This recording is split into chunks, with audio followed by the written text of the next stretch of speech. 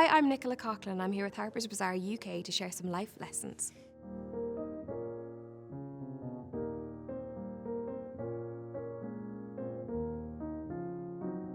I think I've learned a lot about style over the years, and I think being in Bridgerton really made me change my perspective on it, because I used to go to events in the beginning of, being in shows that were out and having to do press stuff and sort of throw something on, not really feel great, and then see the pictures and really regret it. And I thought, who is this serving? It's not serving me.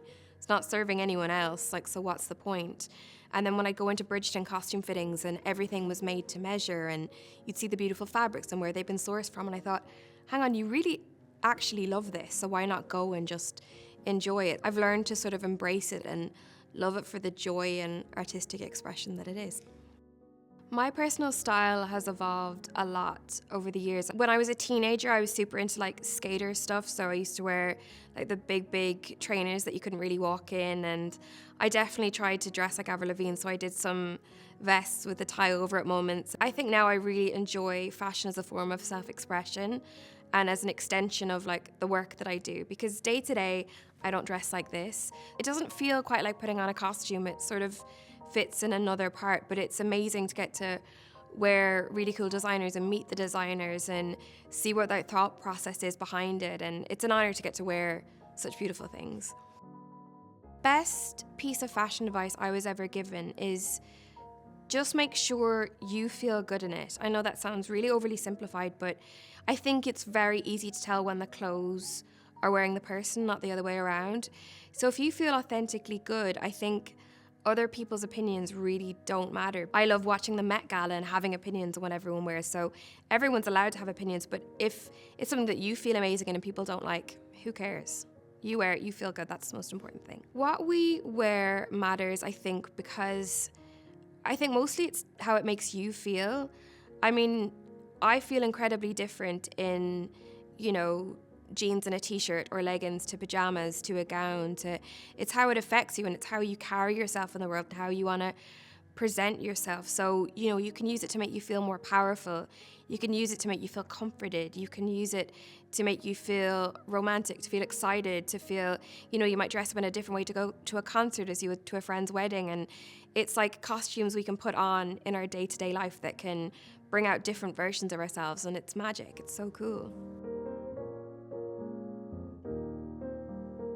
What I've learned about beauty is definitely don't worry about following trends in beauty. I'm not going to say I never did. I was definitely one of those girls that plucked all of their eyebrows off in the early noughties, and thankfully mine did grow back, but I know a lot of people that they didn't. But I'm going to say don't follow trends, then I'm thinking of all the brow trends that I followed. I think give your brows a break and try not to do too much. The best piece of beauty advice I've ever been given was when I was 19. I was in San Francisco for a summer, and my boss that I worked with told me to start using an eye cream and a neck cream.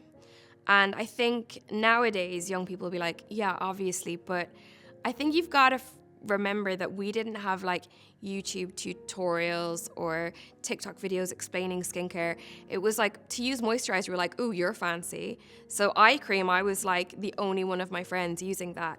But I think it's really, really stood to me. And Nora Ephron says it too, so you should listen to whatever she said. She's right. I feel most beautiful, I think, when doing my own makeup for, to go out for dinner with friends. I love the ritual of that. There's something about sitting there with your own face and taking the time and taking yourself in, and then presenting that version of yourself in the world, which feels very authentically me and slightly maybe different from a red carpet or at work or stuff like that. I think I love when I can take the time to do that and really feel like myself. I know some people say with no makeup on, but no, sometimes I look dreadful. I look like I've crawled out of a well, so no. Makeup and nice hair. Self-care means I think it's vitally important. When I was filming Bridgerton, it was an 8-month stint, so self-care was super, super important to me, and it can take many, many different forms. I tried to do a massage once a week or every 2 weeks when I could, because I'm not very good at just sort of sitting down. I don't meditate. I can't do that. My brain is too like that. So I love to just, be like, you're on a table. You have to lie there for an hour. It will be weird if you were talking or being on your phone. So that's a good time for me to just switch my brain off and like take care of my body. I think going to the gym can be, even though it's like getting yourself to go there is the hardest part. But every time I go, I'll feel a lot better. And I just think, I love doing face masks, hair masks. I think if you're cleaning up your house on a weekend, throw a hair mask in, some hair oil, stuff like that. I think it's really good to invest in yourself. And it doesn't have to be all aesthetic stuff, but I think, mind, body, soul, when you look after that, you'll be very glad you did.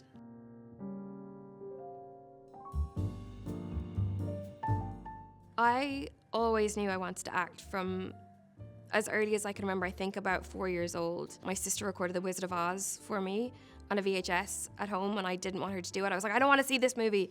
I don't like it. She was like, I think you're going to like it. And I just was hooked at that moment. I didn't fully understand. Obviously, I was very little, but I just thought whatever that world is, I want to be part of that. And it's still really magic to me that it feels like you can time travel, like you can go to all these different places, you can be different people. 8 years old, I'd look at the Olsen twins and be like, look at what they're doing. What am I doing? Nothing. I'm in primary school in Ireland. This is pathetic. So I always believed I would be doing it. But, in my 20s when I was doing a lot of retail jobs, it seemed quite silly to think that. But I think deep down, I knew it was the right thing for me to be doing. It just felt like I should be doing it. So I'm very glad that I get to. The concept of success is a strange one because so much nowadays of what we present on social media, you see people's highlight reels, and I'm certainly guilty of that too. But sometimes people can go, oh, you're so busy. And you go, oh, I haven't filmed anything in months. Because you film things and they don't come out for a year. But then you think, well, I'm not employed right now, but it looks like, so it's all very, smoke and mirrors, and also timings are odd. And I think success it has to be what matters to you rather than what the outward show of it is, because anyone can make anything look fancy or important. It doesn't necessarily mean it is. But if you feel like you're hitting your goals, or for me, I'm like, am I working with people I want to work with? Am I making the kind of work I want to make? Am I doing lots of different things? For me, that's success. But it's not necessarily about having the most followers on Instagram or doing all of the celebrity parties like that. That's not it for me, but it's different for everyone.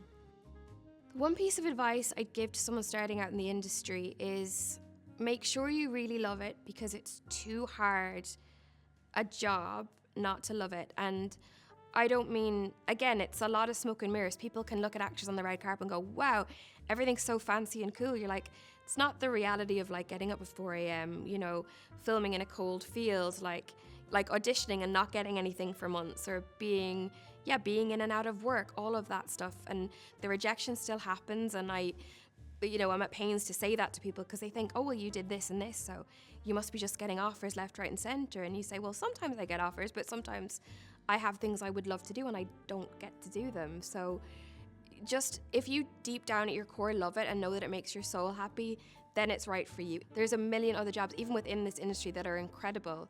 And you can still be part of film, TV, theatre, and not necessarily be on screen. And that's fine, because there's a bunch of really cool jobs. I always think I would love to be a props person, because they get to go to like cool antique shops and pick out really cool stuff. I always try and make friends with them, because if you make friends with them as well, they'll be like, you can have this at the end. You're like, yeah, I got a really good vase from Bridgerton, from Jed and Neil. Thank you, Jed and Neil. I love them. Friendship is vitally important to me. I, live in a country that my family don't live in. So my friends in London are really, really important. And I'm not someone that has a gigantic group of friends, because people always roll their eyes when actors say that they're introverted, but I am quite introverted. So I don't feel that super comfortable with a huge group of people.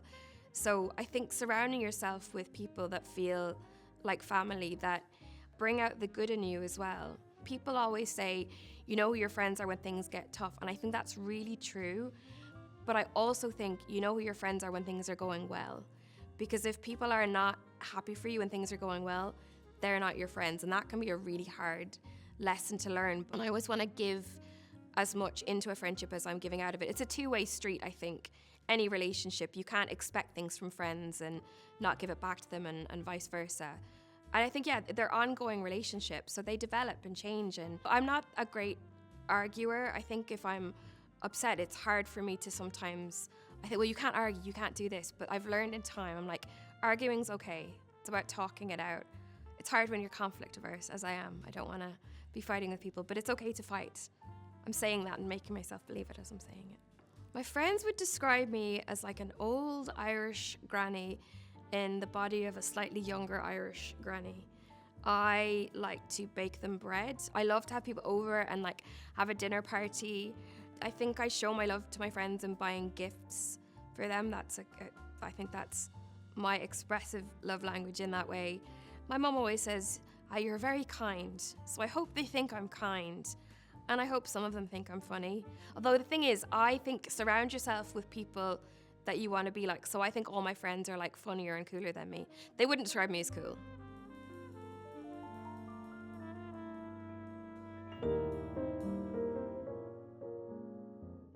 What have I learned about love? Oh gosh. I think the most important thing is sort of feeling safe with someone and being allowed to be yourself. I think when there's any sort of pretense, and it's super easy to put that up. I think when you first meet someone, you want to show the best version of yourself, but you can't be that all the time. I think, having someone accept you for your ups and downs and accepting them too, and that's a really important thing. And I think also knowing that love, as with friendships, changes. It's never going to always be the honeymoon period at the beginning. It's going to develop and it's going to be deep. That's why I don't know if I believe in love at first sight, because I'm like, real love is something that takes time and investment and knowledge of the other person. In a way, I'm like, that's more thrilling to me than love at first sight, because it means a lot more. How do you know when you're in love? That's really hard. I think it's a sense of ease. It's a sense of like, I don't have to pretend to be anything. I can sit on a couch with my double chin and not be checking that I'm looking good, and you can happily tell them, things about you that maybe are not the good things, are not the best version of yourself. And like, it's like secure attachment, isn't it? It's like knowing that like, I can tell you what I think is the worst thing about me or the worst thing I ever did, and I don't feel afraid that you're gonna run a million miles the other direction. I read this in a book recently. Also, I think they said that you don't need to find someone that's your exact match. You need to find someone that complements you. You don't have to be the same as a person. You don't have to have all the same interests, opinions, but are you like a good team? That's what it is. Be teammates together in a relationship, because it's work together. Gosh, confidence is something I think I'm still learning about, because as an actor, you have to believe in yourself, because if you don't believe in yourself, first off, you go into an audition room and people will feel that. You have to go in and think, I can do this part well, and I'm the person you need for this part.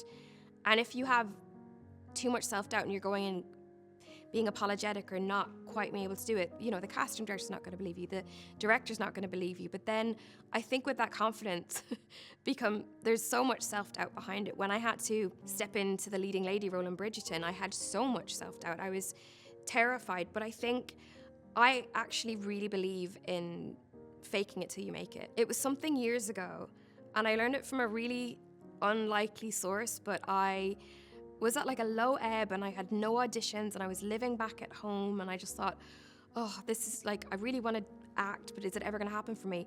And I watched so much RuPaul's Drag Race. And it was when the drag queens would talk about their drag queen persona, and they'd be like, she's the fiercest, she does this, she will like slay the house down boots, etc., etc. And I was like, it's sort of a third person thing, but it's still them. And I'm like, if I can take some of that and apply it, and like, yes, the self-doubt will always be there. I think it's believing in yourself first, faking it a little bit. None of us know if we walk into a job interview and audition if we're gonna do amazingly at it, but you just gotta try.